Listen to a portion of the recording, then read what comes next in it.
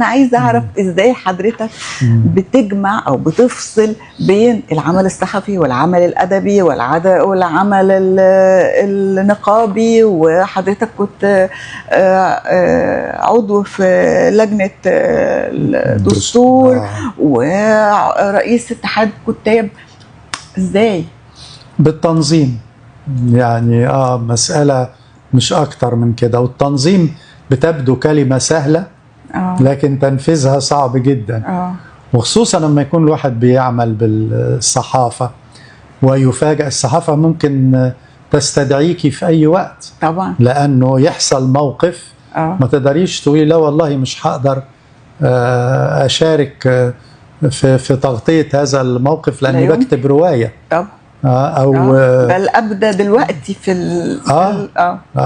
فلا، بس هو التنظيم هو السر، وده مسألة صعبة جدا، لكن بتقوم برضو على التوازن والموائمات بين أعضاء البرلمان الداخلي اللي كلمتك عنه.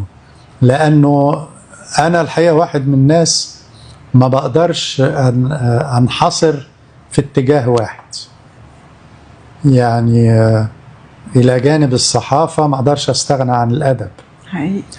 وفي نفس الوقت الناحية النقابية، أن الإنسان يخدم أقرانه في المهنة، سواء من خلال عضويتي في مجلس نقابة الصحفيين في بداية الثمانينات، أو رئاستي لاتحاد الكتاب المصريين، ثم رئاستي لاتحاد الكتاب العرب.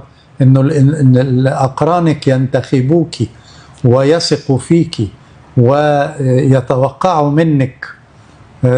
يعني يمكن قربت من حضرتك فترة رئاستك لاتحاد الكتاب العرب وشفت قد ايه فعلا حضرتك محبوب جدا منهم، ولغاية دلوقتي يمكن في ناس بيتواصلوا معايا فيسألوني عن حضرتك برضو. الله يخليك. بجد.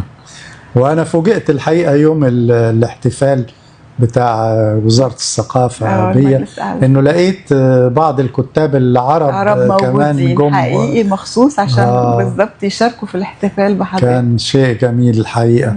ثم هناك الشأن العام، يعني ان الواحد يكون عضو في زي ما طلب مني او رشحت للحوار الوطني، أو قبل كده زي ما حضرتك قلتي لجنة كتابة الدستور الجديد في مرحلة مهمة جدا من